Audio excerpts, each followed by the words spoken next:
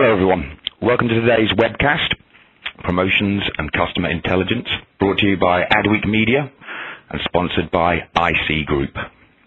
I'm Mike Chapman, the editor of AdWeek. I'll be your moderator today.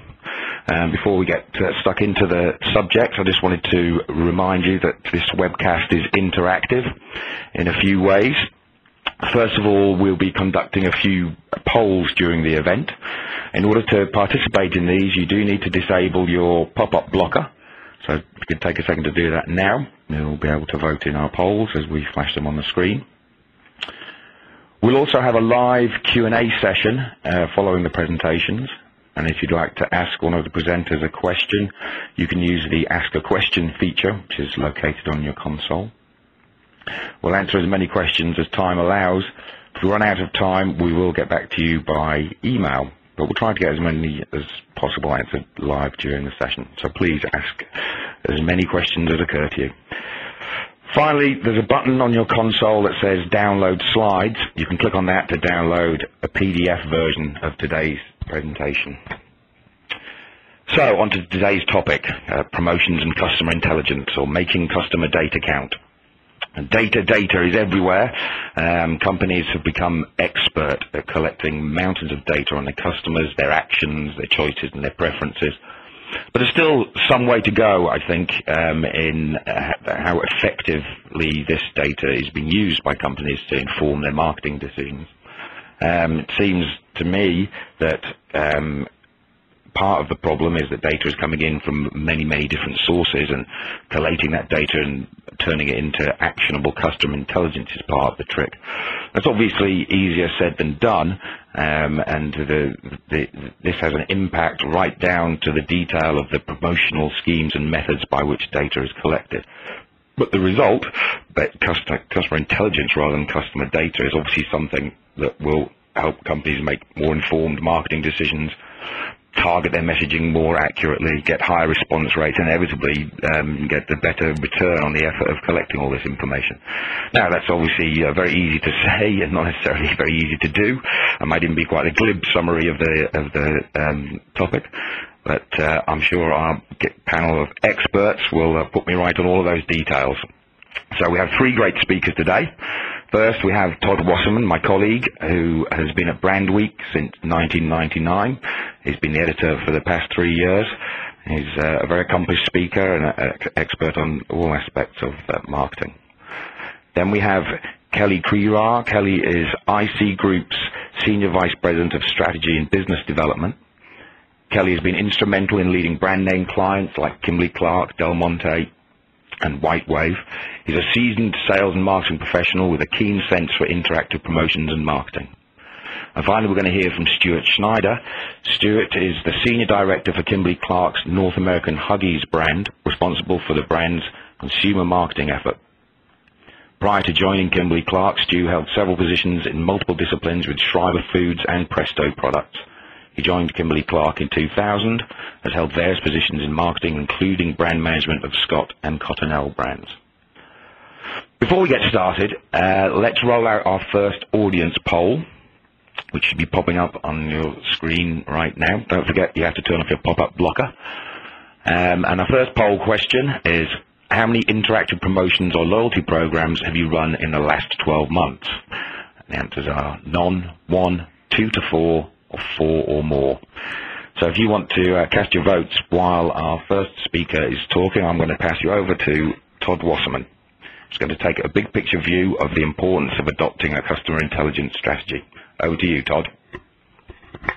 Hey, thanks, Mike. Can we go to the first slide, please? Great. Good afternoon, everyone. Imagine being able to cultivate all the information possible about a potential consumer. Imagine being able to track everything she spends her money on, from groceries to car insurance to vacations. Imagine being able to see how she consumes media, which TV shows she watches, which websites she visits, which iPhone app she downloads, which ads she remembers and clicks on, etc. In 2010, you no longer have to imagine being able to pull such data. Being able to integrate all that information together is still largely in the realm of science fiction. There are several reasons why painting a complete portrait of your target consumer continues to be elusive. One is that there are disparate sources for such data. For instance, Walmart tracks its sales very closely but doesn't share that information. Nielsen can tell you approximately how many people have watched a given TV show and give a broad demographic outline of who's watching, but they can't say as to whether the person who visited your website earlier that week was among the audience. Because of privacy concerns, website activity is tracked anonymously as well. Another reason getting an accurate picture of consumer intelligence can prove tricky is not a shortage of data, but an explosion of it. Please go to the second slide. A couple of years ago, Andreas Weigand, Amazon.com's former chief scientist, was quoted as saying that in 2009, individuals would generate more data than all of mankind had prior to 2008. Nevertheless, there are several reasons why it makes sense to pursue a consumer intelligence strategy, including, please go to slide 3. One, there's a growing intolerance for marketing. According to Forrester research, only 13% of consumers say that ads they see are relevant to them. Even fewer find email marketing or direct mail to be relevant. That changes if the ad is actually relevant to you. You have a much greater tolerance for it. Number two, empowered consumers. Nowadays, consumers have ad-skipping technologies like TiVo and can experience much of their media on the web, where they're generally not forced to view ads and can voice their displeasure with advertising they don't like. Number three, accountability. Years ago, when there were only 3 TV networks, it was a given that a certain amount of advertising money would be wasted on viewers outside the target. These days, when online media is so trackable and the TV landscape is so diversified, there's less of an argument for not micro-targeting as best as one can. For various reasons, though, many firms struggle to implement successful consumer intelligence programs.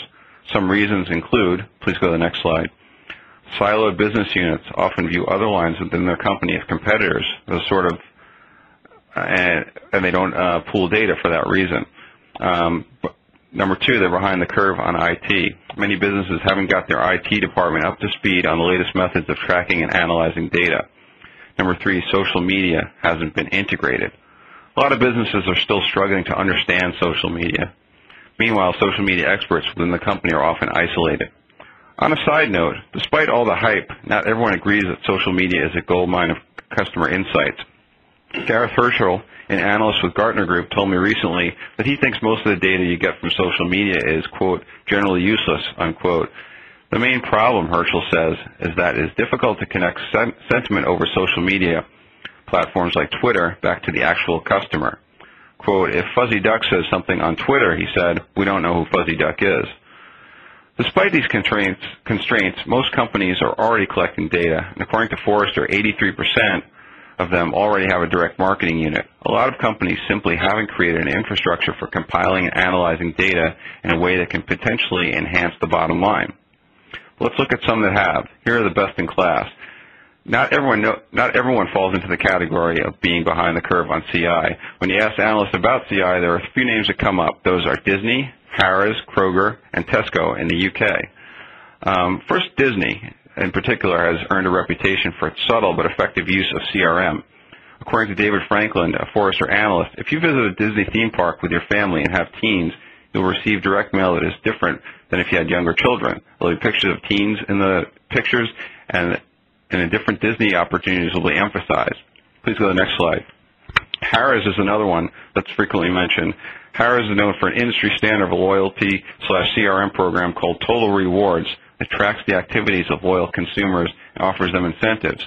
For instance, gamblers don't just win money when they play at Harrods Casino. When they swipe their loyalty cards, they're also eligible to win a variety of perks, including Swedish massages. The perks depend on past purchase behavior. Herschel of Gartner points out that Harrods customer loyalty program is interesting because the company looks over its data and then uses it in creative ways. For instance, with the casino goers, there's a point at which if a consumer loses a certain amount of money, there's a good chance that he or she won't return for a long while. So Harrods makes a point of intervening before the customer falls below that level to buy them a drink or get them